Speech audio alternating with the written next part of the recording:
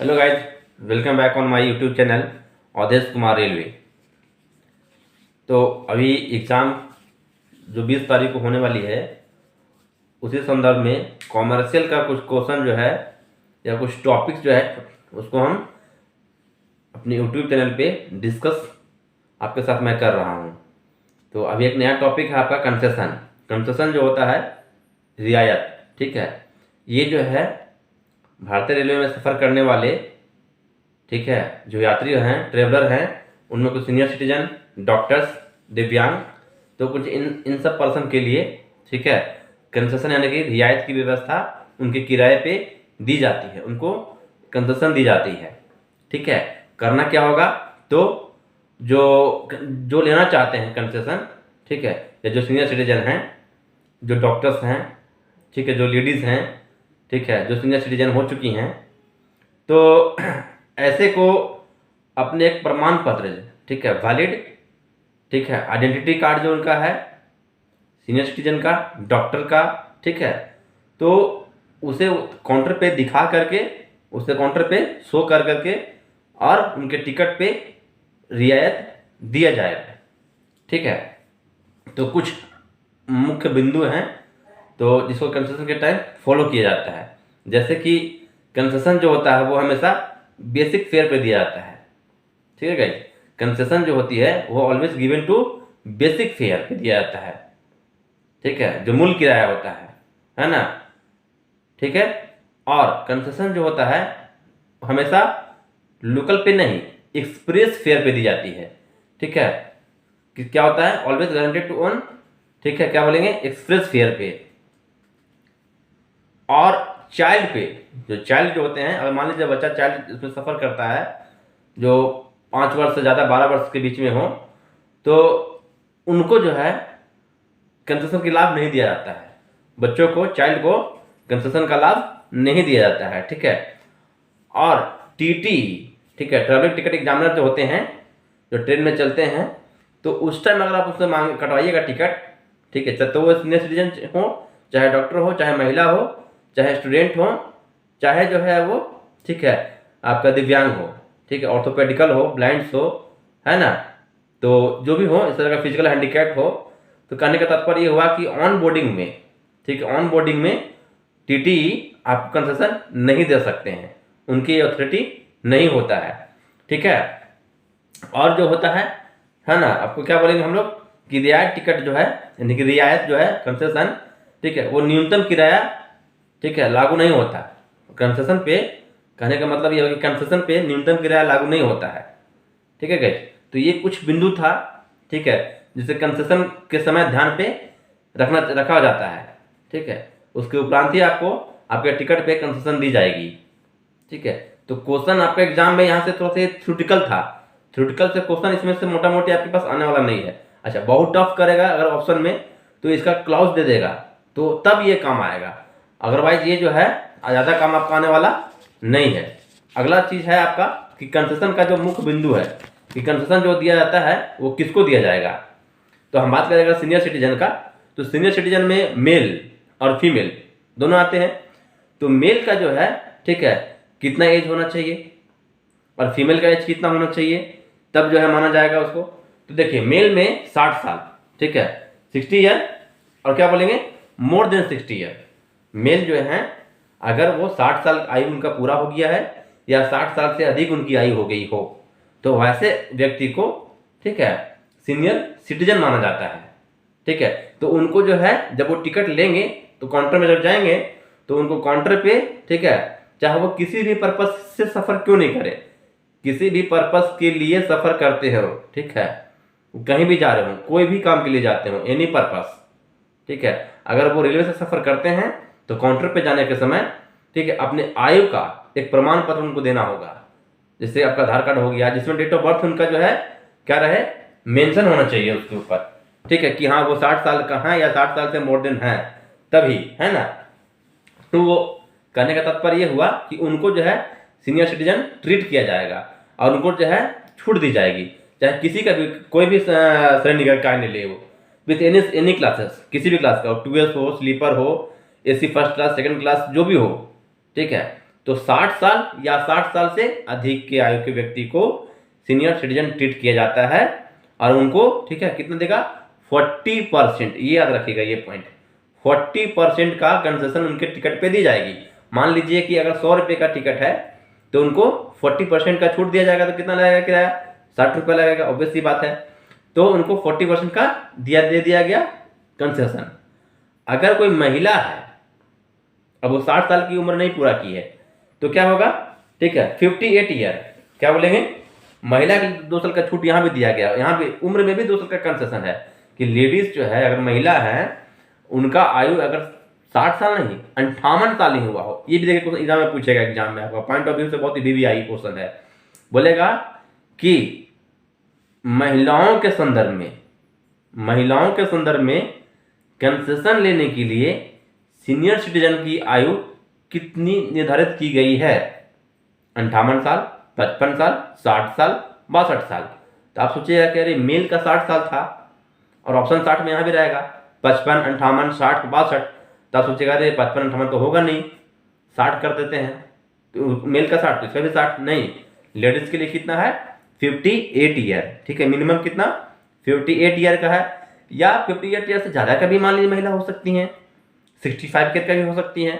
तो minimum 58 year अगर उनका आयु पूरा हो गया हो और उनका आयु का प्रमाण पत्र उनके साथ अगर हो और काउंटर में अगर जमा करते हैं, तो उनको किसी भी क्लास में 2A स्लीपर AC, ठीक है, फर्स्ट AC, चेयर कार जो भी हो, ठीक है, और किसी भी पर्पज से वो कहीं भी जाएं, घूमने जा रही हों, ठीक है, या रेल का यूज करके अपने डॉक्टर के पास जा रही हैं, कहीं भी जा रही हैं इंडिया में, ठीक है गाइस, तो उनको उनके टिकट पे कंसेशन दी जाएगी, रियायत दी जाएगा।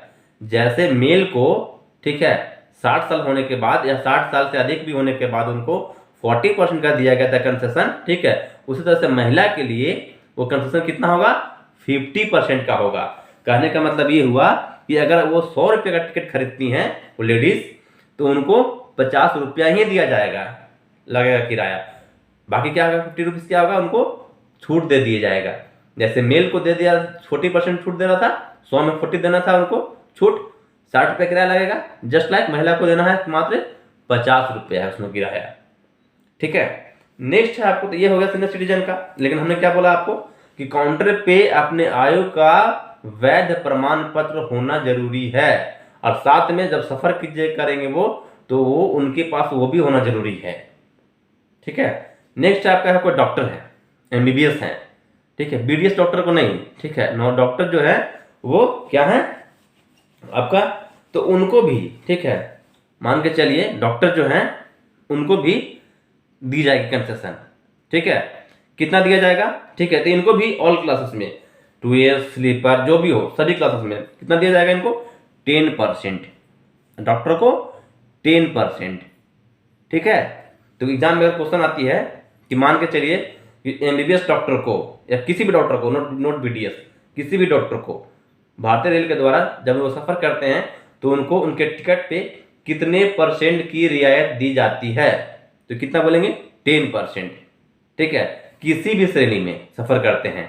लेकिन इनको क्या देना पड़ेगा, इनको देना पड़ेगा, जैसे क्या बोलते हैं उसको हम लोग, वैलिड प्रमाण पत्र तो देना ही पड़ेगा, और इनको मेडिकल से एक डिग्री मिलता है इन लोगों को। जैसे देखिएगा आप मैट्रिक करते हैं तो मैट्रिक का आता है ना डिग्री सर्टिफिकेट, इंटर का डिग्री सर्टिफिकेट, ठीक है, बार काउंसिल ऑफ इंडिया का जो है, जब आप जो वकील बनते हैं तो बार काउंसिल ऑफ इंडिया से इनको जो है मिलता है सर्टिफिकेट कि हाँ ये वकील है, उसी टाइप से डॉक्टर्स को भी इनका जो है डॉक्टर का प्रमाण पत्र मिलता है, तो उनको वो दिखाना होगा। प्लस एक सेल्फ डिक्लेरेशन फॉर्म उनको जमा करना पड़ेगा कि मान लीजिए आप जिस गाड़ी में सफर कर रहे हैं, ऑन बोर्ड हैं, उस गाड़ी में अगर किसी भी तरह का कोई बात होती है, मेडिकल इशू होता है इस तरह का, तो आपके साथ आपका जो किट है, मेडिकल किट, वो लेना है आपको, और आपको इस बात का, ठीक है, सर्टिफाइड करना होगा कि कोई तरह की बात होने पे आपको उसमें हेल्प करना होगा, ठीक है, आपको सलाह देना होगा, ठीक है, मार्गदर्शन देना होगा आपको। इसी के लिए आप कहेंगे कि पंजीकृत है ना, यानी पंजीयन, ठीक है, चिकित्सा पंजीकरण प्रमाण पत्र और एक सेल्फ डिक्लेरेशन फॉर्म उनको काउंटर पे जमा करना होगा, तो उनको 10% का क्या मिलेगा, कंसेशन मिलेगा। उसके बाद है गाइस आपका कि ऑर्थोपेडिकली हैंडीकैप्ड, जो बोलते हैं ना, हैंडीकैप्ड है या फिजिकल हैंडीकैप्ड है, ब्लाइंड है ना, या इस तरह का आपको कोई मेंटली जो है डिसऑर्डर वाले व्यक्ति हैं, तो सारे को क्या कहा जाता है, सारे को ही इनको पीएच में रखा जाता है ना, या हैंडीकैप बोला जाता है, दिव्यांग जिसको बोलते हैं हम लोग। ठीक है, देखते होंगे कि आप उनके लिए एक जो है ना लास्ट वैगन का एसएलआर वैगन के बाद जो है उसमें एक सीट उनके लिए उपलब्ध कराया जाता है 2S में। लेकिन उसके अलावा भी अगर ये टिकट लेते हैं तो इनको भी ठीक है कितना दिया जाएगा आपको, अलग अलग क्लासेस का अलग अलग इसमें है, ये क्या है, अलग अलग क्लासेस है। जैसे मान के चलिए कि ये लेते हैं स्लीपर क्लास में, थर्ड एसी में, ठीक है, या सेकंड क्लास में, या एसी चेयर कार में, तो इनको जो है 75% दिया जाएगा डिस्काउंट। सोचिए 100 रुपया में इनको मात्र 25 रुपया लगेगा इनको। ठीक है, 75% इनको डिस्काउंट दिया जाएगा, सॉरी कंसेशन दी जाएगी इनको। किसमें, सेकंड क्लास में, स्लीपर में, थर्ड एसी में, एसी चेयर कार में। कितना परसेंट, 75% इनको फिजिकली हैंडीकैप्ड या ऑर्थोपोडिकली, माने कि ऑर्थो मतलब क्या, जो हड्डी उड्डी टूट जाता है ना इनका, अपंगता जिसको बोलते हैं हम लोग, है ना, उनको। ठीक है, और एसी फर्स्ट में और एसी 2 में, ठीक है, उनमें इनको दिया जाएगा 50%। थोड़ा ये चूंकि ये हायर क्लास का हो गया ना, ठीक है, ये क्या हो गया, थोड़ा हायर क्लास का हो गया। ठीक है, और राजधानी में सफ़र करते हैं, अगर ये शताब्दी में सफ़र करते हैं, दुरंतो में सफ़र करते हैं, तो इनको चूंकि उस समय स्लीपर तो होता नहीं उस तरह का, जब थर्ड एसी होता है। राजधानी दुरंतो में क्या होता है, थर्ड एसी ही होता है। ठीक है, तो उनको थर्ड एसी में यहाँ पे चूंकि ये प्रीमियम क्लास का गाड़ी है, ठीक है, तो इसमें उतना डिस्काउंट नहीं दिया जाएगा। जो नॉर्मल में 75 दिया गया, एसी 1 और एसी 2 में जो दिया गया आपको, कितना दिया गया इनको, 50% दिया गया ना भाई। लेकिन इसमें इस सब गाड़ियों में राजधानी तथा दुरंतो में इनको 25% डिस्काउंट दिया जाएगा। कहने का मतलब हुआ कि 100 रुपये का किराया अगर लग रहा है राजधानी में, तो थर्ड एसी में इनको मात्र देना होगा 75 रुपीज़। और अगर यही सफ़र करते हैं नॉर्मल गाड़ी में, एक्सप्रेस ट्रेन में, किसी में भी 2S स्लीपर, थर्ड एसी, है ना, इस तरह का एसी चेयर कार, तो वहाँ पे इनको 75% डिस्काउंट दिया जाएगा। ठीक है गाइज, और उसी गाड़ी में अगर ये एसी 1, मान लीजिए एसी फर्स्ट क्लास एसी जो उसमें है ना, उसमें अगर लेते हैं तो इनको 50% का डिस्काउंट दिया जाएगा। A1 A2 जो बोलते हैं ना, A1 A2, ठीक है, उसमें सेकंड वाला में, ठीक है ना, एसी फर्स्ट या सेकंड में, उसमें इनको 50% दिया जाएगा डिस्काउंट। किनको, ऑर्थोपेडिकली हैंडीकैप्ड को, है ना, या ब्लाइंड हो उनको भी, या किसी भी टाइप के इस तरह का हो उनको दिया जाता है। ठीक है गाइस, अगला है आपका क्या बोलेंगे उसको, हम लोग के लिए पीटीओ वाले के लिए। पीटीओ जो रहता है, देखे पीटीओ में कितना डिस्काउंट दिया जाता है, 2/3%, ये तो सब जानते हैं। तो ऑल एलिजिबल क्लासेस सभी में, अगर आप पीटीओ ले रहे हैं तो किसी में भी जाइए, आपको 2/3 जो है आपका क्या होगा, कंसेशन दिया जाएगा। 1/3 ही किराया लगता है आपको, 100 रुपया में 30 रुपया करीब करीब आपका जो है मान के चलिए छूट होगा, है ना।